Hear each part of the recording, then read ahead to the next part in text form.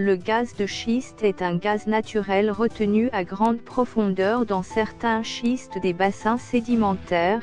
Il n'est donc pas retenu sous une couche imperméable, comme c'est le cas pour les gisements dits conventionnels de gaz ou de pétrole, mais emprisonné dans la roche elle-même.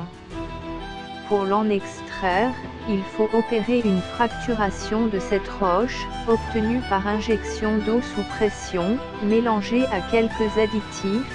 On parle d'hydrofracturation, ou fracturation hydraulique, ou fracking. L'exploitation de ces gisements est coûteuse et présente des risques pour l'environnement, dans le sous-sol, dans les nappes phréatiques et en surface.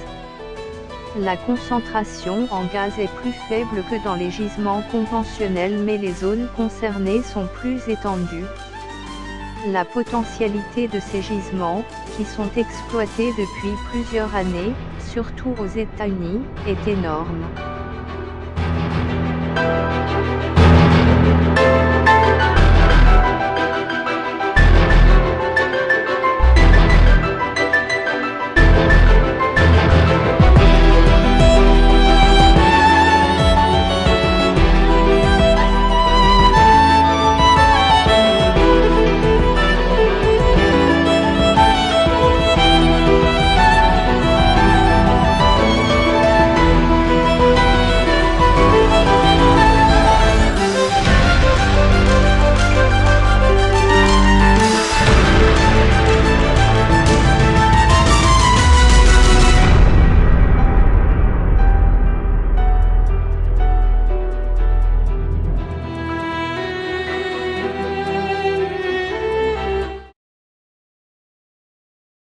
لي شيست ها هو واحد كتشوفو كمصير ها سي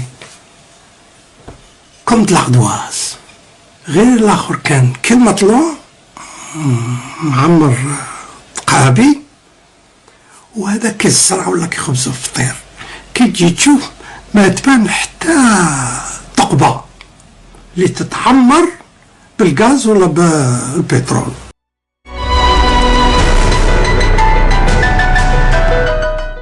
Un schiste est une roche qui a pour particularité d'avoir un aspect feuilleté, et de se débiter en plaques fines ou feuillets rocheux.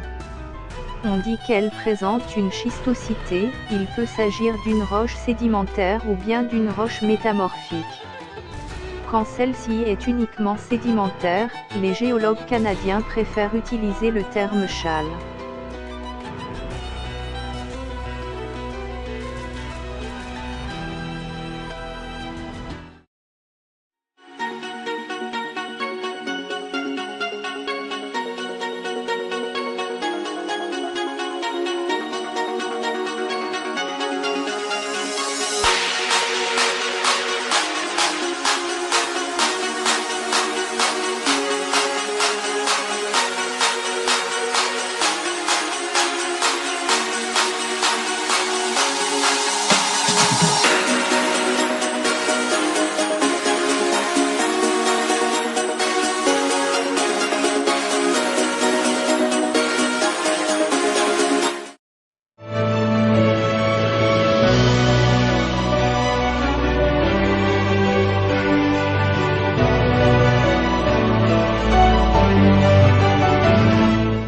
La fracturation hydraulique, fracking, est une fissuration massive d'une roche au moyen d'une injection d'un liquide sous pression.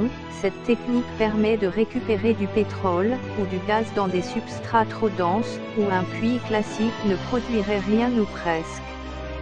Le liquide est en général de l'eau additionnée, de matériaux durs, sable ou microbilles de céramique, pour empêcher que les petites fissures ne se referment une fois la pression redescendue.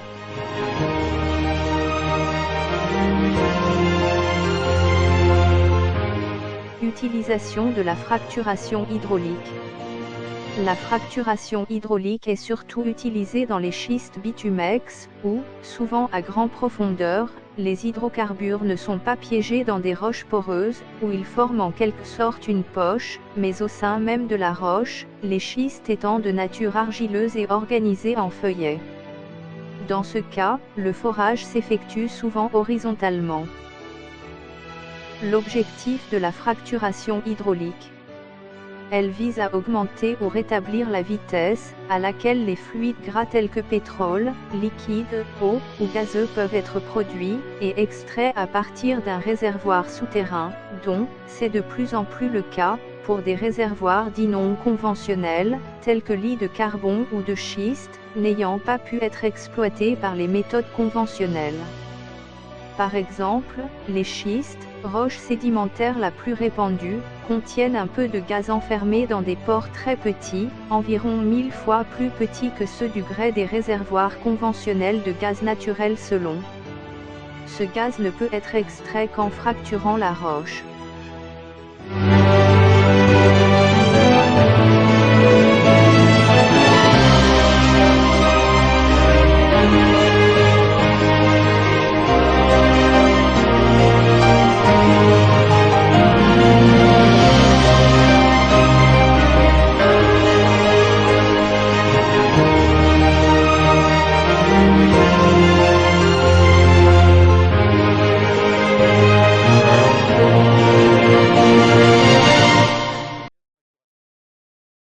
La technique principale d'extraction du gaz de schiste est la fracturation hydraulique. Avec un derrick, on perce en profondeur puis à l'horizontale. Pour fracturer la roche et libérer le gaz, d'énormes quantités d'eau sont injectées accompagnées de produits chimiques, une méthode controversée. D'autres techniques sont envisagées. Certaines consistent à remplacer l'eau par un autre fluide sous pression, par exemple de l'hélium, du CO2, de l'azote ou encore du propane. La fracturation au propane est aujourd'hui l'alternative la plus aboutie. Elle peut se faire sans eau ni produits chimiques mais présente des risques importants car le propane est inflammable. Par ailleurs, d'autres procédés physiques sont étudiés. Par exemple, la fracturation par explosif, sans eau ni additifs mais qui présente notamment des risques d'explosion en surface. La fracturation par procédé thermique, on chauffe le matériau pour déshydrater la roche, cette dernière se rétracte puis se fissure. L'impact de cette technique est encore mal évalué. La fracturation par arc électrique, on génère une décharge entre deux électrodes dans un puits de forage rempli d'eau. Une onde de pression est transmise à la roche qui se fissure. Mais cette technique est moins efficace car elle stimule uniquement la proximité immédiate du puits.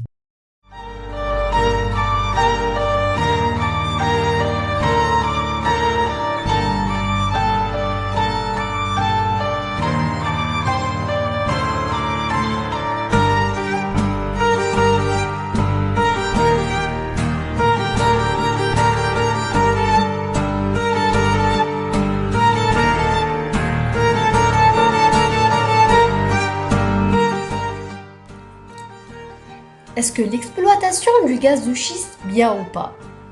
D'une part, il contribue à l'économie du pays, donc il est bien. D'autre part, il pollue l'environnement, donc il n'est pas bien. Alors, quelle est la solution?